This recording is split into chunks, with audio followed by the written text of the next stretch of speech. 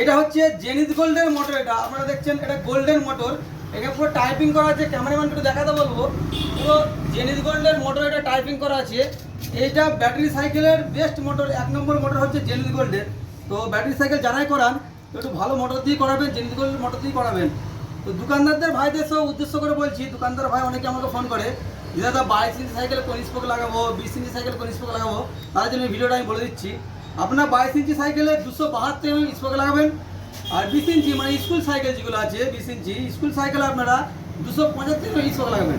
আর ladybird বা ranger cycle আপনারা 265 mm spoke লাগাবেন। দেখবেন আপনার কভারেজটা হয়ে যাবে। আপনি 8-এ গাঁথবেন, সবসময় চেষ্টা করবেন 8-এ গাঁথার জন্যে। তো দোকানদার ভাই দেখা সবাইকে উদ্দেশ্য করে বলছি, আপনারা 8-এ গাঁথবেন।